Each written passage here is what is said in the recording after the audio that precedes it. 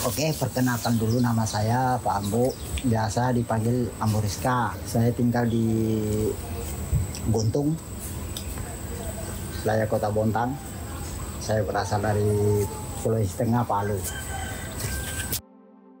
Ambo Rizka adalah pasangan yang tak asing di Kalimantan Timur karena channel YouTube yang dibuat oleh Ambo. Ambo merawat buaya Rizka semenjak kecil dan buaya itu mengikutinya sampai ke sungai di belakang rumahnya. Ya, awalnya saya bertemu Rizka di areal Pupuk Kaltim. Pada waktu itu saya kerja di dalam, masang saringan air. Kebetulan ada orang tua di situ ya, dinamakan Pak Syukur. Kuanggap orang tua kandung itu yang kutemani karena dia pawang buaya.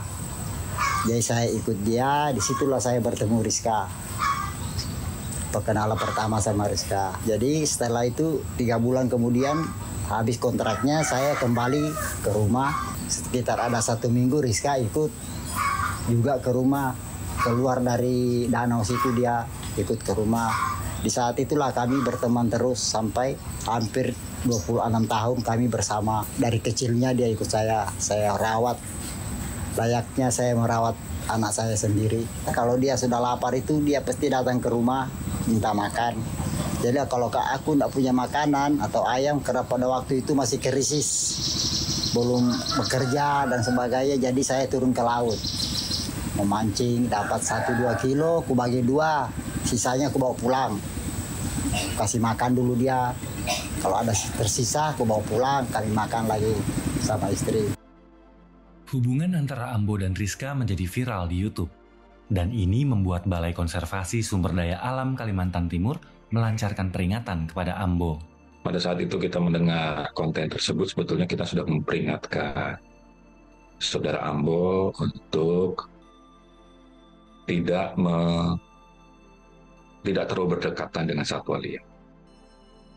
Yang pertama terkait bahwa itu adalah satwa liar dan berpotensi untuk menyerang manusia dan lain-lain. Pada saat itu kita pun sudah mengeluarkan surat pernyataan dan ditandatangani oleh Pak Ambo sendiri. Dan dalam surat pernyataan tersebut dinyatakan bahwa Pak Ambo menanggung semua risiko itu semua. Tapi konten itu masih tetap berlanjut. 2023 kalau tidak salah ada kejadian interaksi negatif antara manusia dan buaya di Sungai Guntung itu. Pada saat itu ada 1 orang yang terluka. Warga diterkam buaya lain, cuma Rizka ikut juga ditangkap karena tuduhannya warga itu adalah Rizka yang menggigit korban. Padahal itu bukti-bukti banyak kok, bukan Rizka. Cuma itu hanya alasan aja warga sama BKSDA. Menangkapnya. Ya, karena Rizka kan tahu sudah orang viral. Kalau seperti kasus Rizka, itu sebenarnya perilaku bawaannya dia tidak akan berinteraksi dengan manusia harusnya.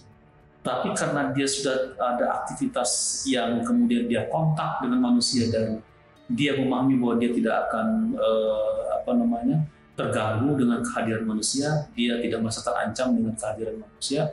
Bahkan kemudian dia diberi makan seperti itu. Dan akhirnya dia perilakunya itu berubah, perilaku alamnya itu berubah menjadi perilaku terajar. Lama-lama dia mempelajari, saya lebih aman nih di dekat dengan orang sehingga saya bisa diberikan makanan dan seterusnya. Seperti itu yang terjadi dengan Rizka. Rizka ditangkap dan dipindahkan ke Balikpapan. Namun di tempat barunya, Rizka sulit beradaptasi. Pada saat itu Rizka ditempatkan kandang cukup istimewa, jadi tidak digabungkan dengan yang lainnya.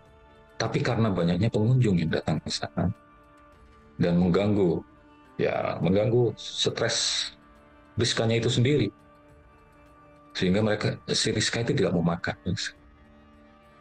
Nah, oleh karena itu untuk kesejahteraan satwa, akhirnya kami pindahkan lagi Rizka ke Tabang Zoo, suatu lembaga konservasi umum yang sudah memiliki izin dan menurut kami paling bagus. Kebun binatang Tabang berjarak 250 km dari Bontang. Ini membuat Ambo tidak bisa mengunjungi Rizka lebih sering. Ya, sedih lah. Walaupun bagaimana Rizka kan itulah yang membawa rezeki bagi kami. Nah, jadi ini sini kan banyak kenang-kenangan dari dia. Mulai dari perahu, yang lain-lain, rumah, ya itu hasil dari dia semua. Panggilan saya itu kebanyakan anak, bukan kuanggap buaya sudah dia itu. Nah, walaupun di sini kadang-kadang aku turun ke air, ngelus-ngelus dia, aku cium, baru pulang. Karena dia sudah dianggap keluarga. Beberapa warga sekitar rumah Ambo berusaha membuat penangkaran buaya agar Rizka bisa pulang.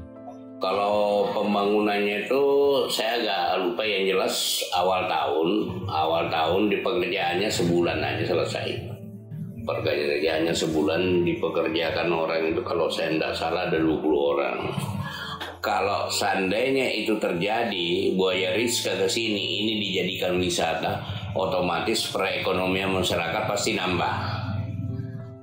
Pak Ali mengatakan salah satu sebab kenapa Rizka belum bisa dikembalikan adalah masalah perizinan kandang barunya yang belum selesai. Ya harapan kami sekeluarga, itulah satu-satunya itu kalau bisa Rizka harus kembali ke sini. Walaupun bukan di sini misalnya kan, karena penangkarannya kan sudah dibikin di Tanjung Laut Indah sana.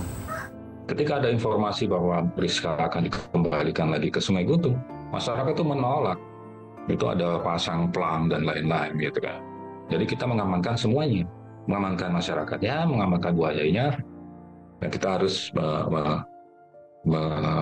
mengedukasi masyarakat terkait dengan bagaimana membagi ruang, membagi kehidupan bersama dengan satwa liar.